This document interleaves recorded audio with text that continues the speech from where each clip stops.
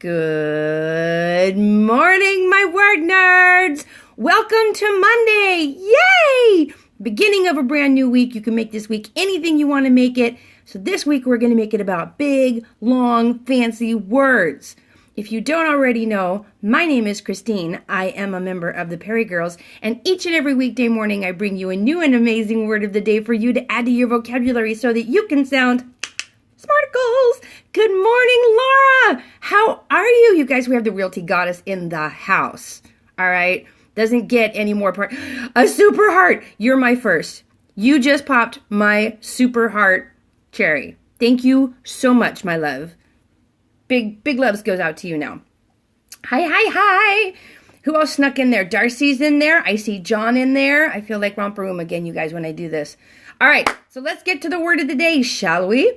Today, for Monday, the 17th of July, I've chosen a big, long, fancy word that we can have some fun with. And I know that you can use this one today. I know that you can add this to your vocab.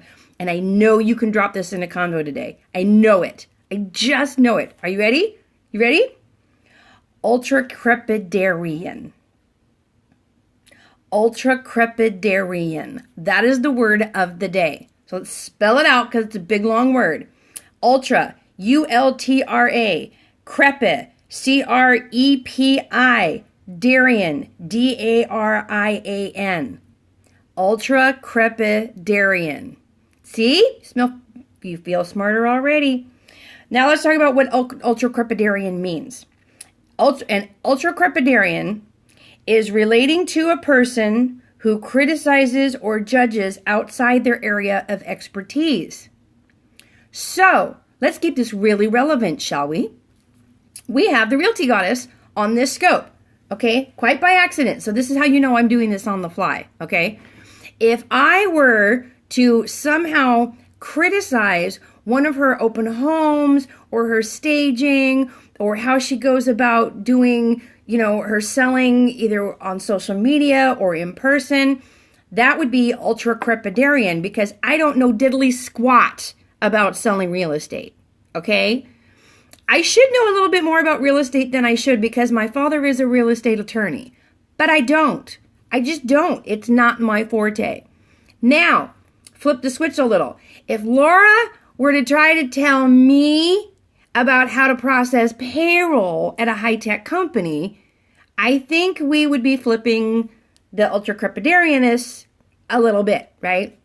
That would be ultracrepidarian of Laura to try to teach me or tell me or criticize me on how I'm doing payroll.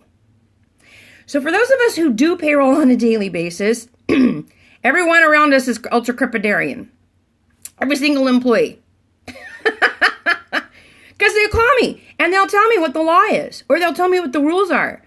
And I'm like, really? Can you quote that for me? And then I'll pull out my IRS book, the Circular E, also known as Publication 15, and I'll show them what the real law is. There's so many things that people just assume are law because it's common sense, right? It would make sense for that to be the reality, but it's not. This is the IRS code we're talking about. There's nothing logical about it. It's written by tax lawyers. It's not going to be easy to understand. That's why people like me and people like John do what we do. Right? We are the experts in those laws. We have chosen to do that. Same exact thing in real estate, right? Oh, you can take less than 3%. Maybe you can't. Maybe there's some sort of state law that says you can't. You know what I mean? Hey, Barbie Lee. So don't be ultracrepidarian, but recognize when something else around you is happening that is ultracrepidarian and call it out for what it is. You know what I mean? So if someone comes to you today, and this is one I know you're going to get to use at least today, if not every single day. It is a big word. It is a big word. It is a big word, Pookie. You are totally right. Ultracrepidarian. I'll spell it out one more time. Ultracrepidarian. Ultracrepidarian. But again, an ultracrepidarian is relating to a person who criticizes or judges outside their area of expertise. one more way that you like bug words? I like big words, but you can like bug words. That's okay. My brother is actually a bug scientist, so he would actually really appreciate that comment. I knew you meant big, though. It's okay. But bug was funny, too. It happens to be my brother's birthday today. The bug guy, it's his birthday today. So, okay, so here's another good example of ultracrepidarian. My brother is a bug scientist. This is what he does for a living. All right, we sent him to college. I do have a very interesting is like I think an understatement when it comes to my kooky family, but I love them very much. So yes, I'm going to send him a happy birthday bug today. In fact, I call his daughter, my niece, I call her Bug because she has a bug dad. Yeah, I do. I have a lawyer dad, a bug scientist for a brother, and then I have a graphic artist sister as well as a controller sister, financial controller. So yeah, we're a pretty diverse family. And that's just on my side of the family. On my husband's side of the family, it gets even crazier. Lots and lots of variety. But anyway, let's get back to ultracrepidarian, shall we? Do you know those TV shows? Like, So You Think You Can Dance and America's Got Talent and, all those talent shows, right?